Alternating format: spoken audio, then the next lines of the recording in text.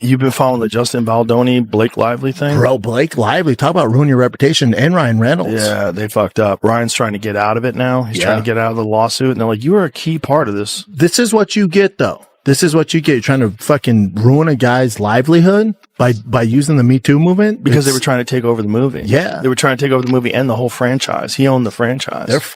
Which people forget this was a franchise. It's a couple books. The whole thing's crazy. They're fucked. And he's suing the New York Times, and he's got a great case. He's going hard in the paint. But that's what it takes. That's what it takes. It's like Johnny Depp. Yeah. He's like, all right. Yeah. He did it for the boys. Exactly. You got to do it. You need real motherfuckers to be like, nah, man, I ain't going out like this. Yeah, especially a guy like that. It was like known as being like this really sweet, nice guy. Yep. And then it's like, all right, dude, he posted the receipts. Oh, he's like, oh, remember our text exchange? How about she told him to come into the dressing room while she was breastfeeding? And then part of the complaint was that he came into the dressing room while I was breastfeeding. Like, you literally have a text exchange back and forth. They just never thought that anybody was going to come out with the receipts. Because no one's ever done it. Because everyone usually just bows down. Because everyone's scared. Yeah. Because Ryan Reynolds A-list, Blake Lively A-list. Like, they're the queen. All right, guys. Here's where things start getting messy and fast. What looked like just another Hollywood headline suddenly spirals into something much darker. The conversation around Blake Lively and Ryan Reynolds isn't just gossip anymore. It's a full-blown reputational war. We're talking lawsuits, leaked claims, and a narrative that refuses to stay buried. At the center of it, accusations of power plays, manipulation, and attempts to take over creative control from Justin Baldoni.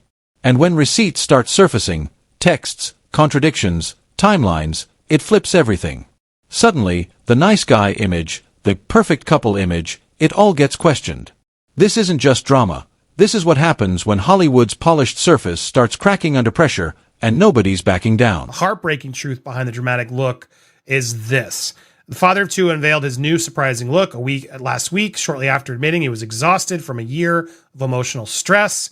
He's been spending time with his children in Hawaii with his wife, and he debuted this edgy haircut, stark contrast from his character in the movie. Now, sources have revealed after struggling with the huge toll on his physical and mental health, Baldoni was prompted to make big changes. Justin's physical and mental well-being was severely impacted by this. An insider told Daily Mail, it's extremely disturbing for him to look back at photos of himself from last summer when all this was going on. Now, look, I can relate to this. I'm sure a lot of you watching can. When you need a change to your emotional state and being and you're stuck, a haircut can actually really do that. If you have your typical look and you actually shave it off or grow it out or dye it or do something crazy to it, it really can change your point of view of, okay, we're starting a new phase. We're doing something else. For the longest time, I had a ponytail through high school. And then I had a moment, and it was a very traumatic, emotional moment for me. And I made a point to cut it all off. I was like, I got to cut. Now here's where it escalates. And it escalates hard. When Joe Rogan steps in and starts dropping claims on his podcast, the entire industry pays attention. What began as casual discussion quickly turns into something explosive. Alleged private messages, insider leaks, and claims of long-standing frustration begin painting a completely different picture of that perfect relationship. Behind the red carpets and social media jokes, there's talk of imbalance, tension, and strategy. Not love, strategy. And once those claims hit the public, it's chaos. Social media explodes, analysts dissect every frame, and suddenly every past interview feels staged. The timing? Brutal.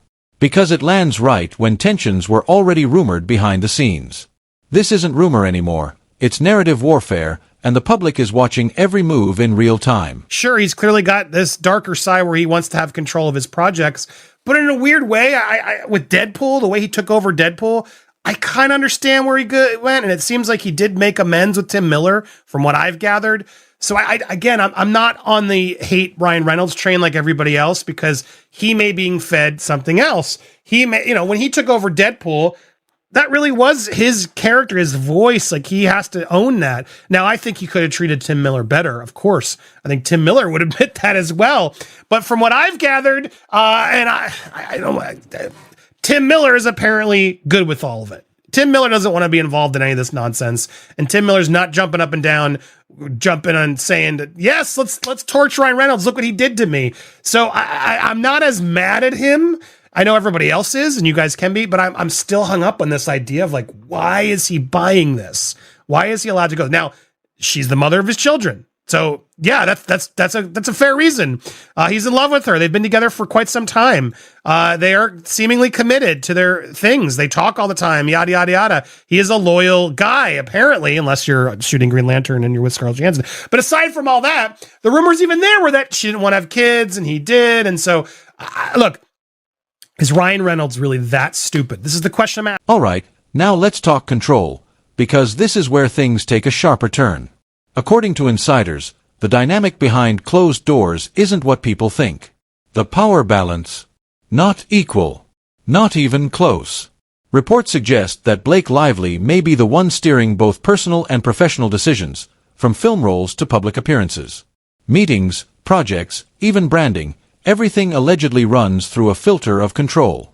And when that kind of influence spills into productions, things get tense. Crews feel it. Directors feel it.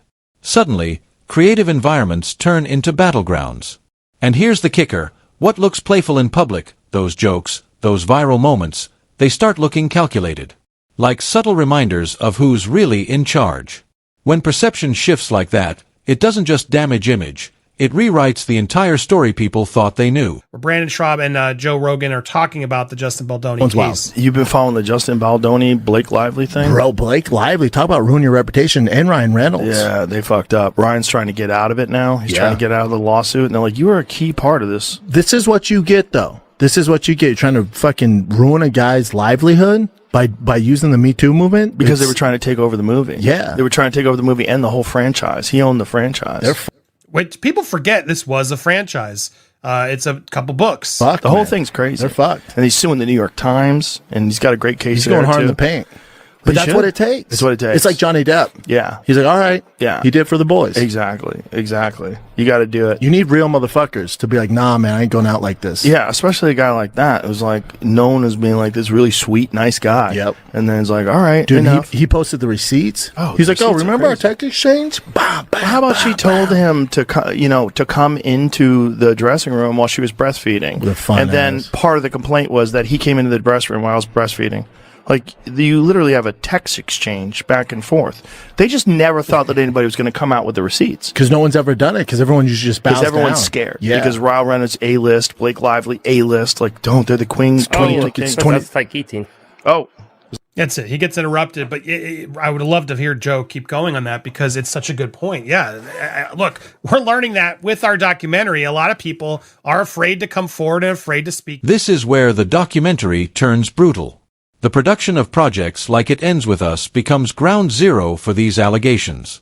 What should have been a career-defining role turns into a case study of conflict. Sources describe rewrites, power struggles, and direct clashes with Justin Baldoni. And it doesn't stop there. Claims of narrative flipping, where behind-the-scenes actions don't match public accusations. That's dangerous territory. Because once credibility starts slipping, everything gets questioned. Even personal branding. Even family moments. According to insiders, timing of announcements, appearances, even private moments are allegedly calculated. Not spontaneous, strategic. And when audiences realize that what felt real might actually be orchestrated, trust collapses. Fast. This isn't just about one film anymore. It's about a pattern, and that pattern is starting to look deliberate. Spot on, and it's just encouraging to see more big personalities, outlets, celebrities just talking about it realistically and not the way Blake and Hollywood is trying to spin it, which a lot in Hollywood are. Now, clearly Joe's not afraid. He says what he wants. He always has. But still, it's still a massive, big platform. And to see him out there talking about it honestly and actually sharing the proper facts can't help Blake and Ryan. They must not like seeing such big personalities and people with so much sway, but being out there calling it out for what it is, because let's be honest, Hollywood doesn't like that. They don't like us being honest. They don't like us telling you the truth. They try to massage everything into their narratives, right? And that's what these big A-list stars, as Joe's implying, do. Ryan and Blake, as we know, we're trying to cover this up. Ari Emanuel, all these people trying to keep this up and say, oh yeah, believe the woman, believe Blake, she's telling the truth. And it's disgusting. It's disgusting. So kudos to Joe and Brandon for bringing this out. It's nice to see them out there doing it for the boys. Yeah, well, doing it for all of it, I would say. Doing it for all of us, because again, abuse shows no gender, as we learned with Johnny Depp. Women can be bad, men can be bad. Yeah, we should listen to everybody. If they got a complaint, if you're going to come forward and make this complaint, you want to assume they're not lying and making stuff up, but sometimes they're over exaggerating and such as. Now we hit the fallout, and it's spreading. Quietly at first, then all at once. Industry insiders start stepping back. Collaborators go silent. And those once glowing endorsements, they begin to disappear. Behind the scenes, stories emerge, demands, conflicts, reputation management tactics that sound more like political strategy than entertainment. Even friendships start fading, with noticeable drops in public interactions. And then come the deeper allegations, carefully timed media moves, controlled narratives, even calculated competition with other actors. If even a fraction of this holds weight, we're not looking at coincidence, we're looking at a system. A machine built to protect, promote, and dominate. And once that idea enters the public consciousness, it changes everything. Because people stop seeing moments, they start seeing moves.